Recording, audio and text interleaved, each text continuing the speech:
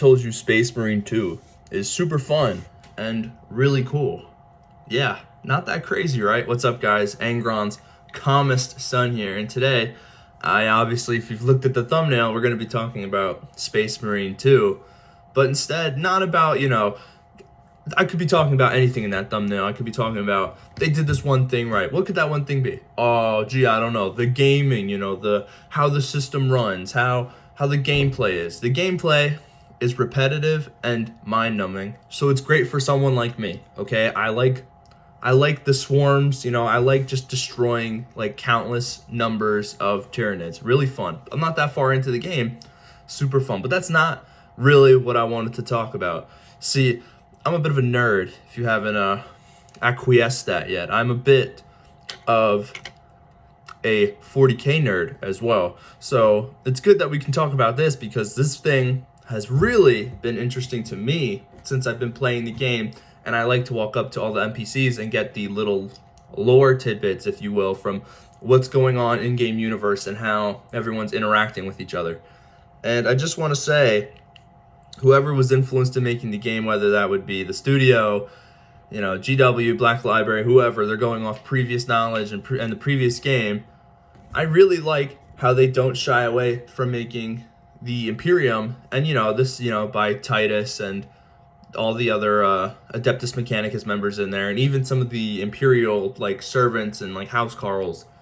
It doesn't shy away from making the Imperium look like assholes. Okay, the Imperium really, for me, and this is coming obviously from a very biased perspective of someone who likes chaos, the Imperium only really works in the grimdark setting when they're also equally evil. It is the worst regime, as it's been described in Loyalist books. The worst regime, I think even in the game they brought it up, the worst regime to be under, right? So it's funny to me, and it's good to me, that it's not shying away from showing new people who might be interested in furthering, their knowledge of the lore. They might actually get into the hobby now because of the game, and they're looking at Warhammer and they're like, did this Adeptus Mechanicus dude just talk to a random crew worker and say, I need you to remove your eyes?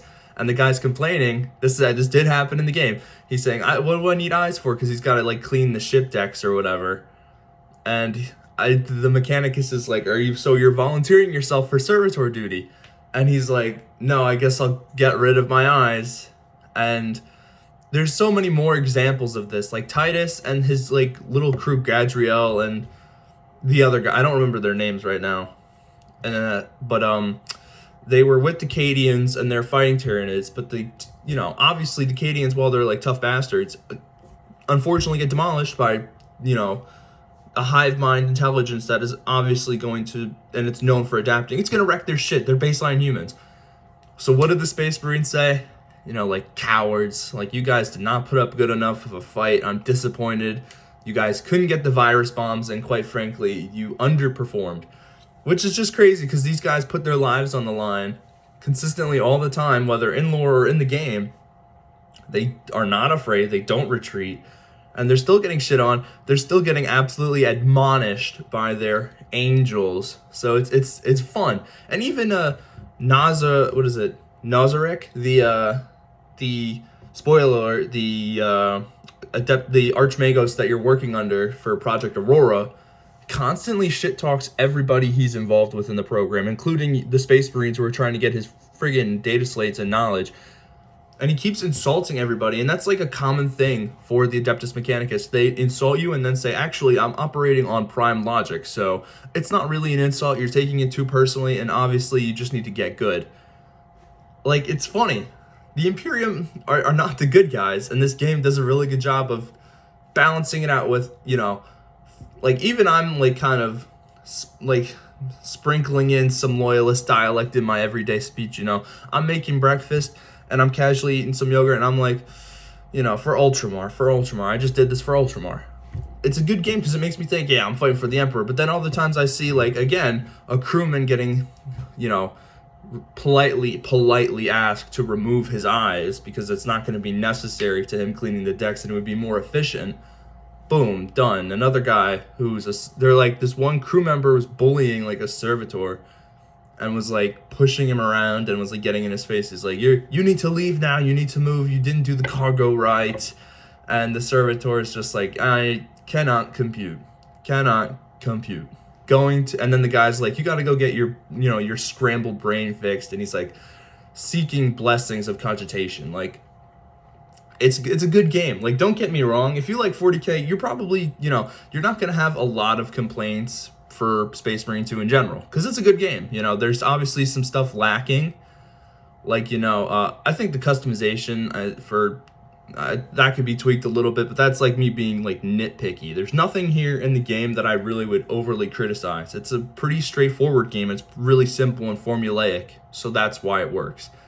But that's not the thing that makes it good to me. What makes it really good to me is the really subtle world building and references to, Acadia and like other stuff that's in lore.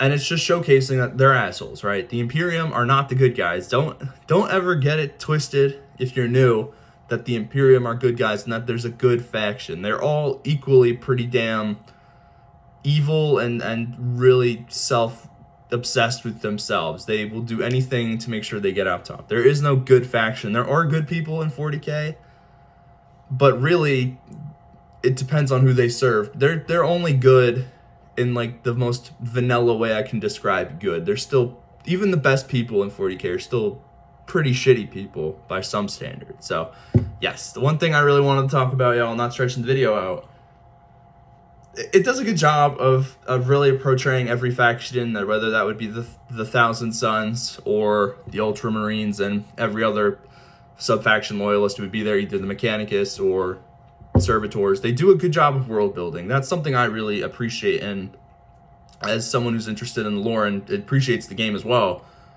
that's the one thing I think they absolutely really nailed. The dialogue that doesn't seem relevant is extremely relevant to how you would get an in-universe perspective of things you might be wondering.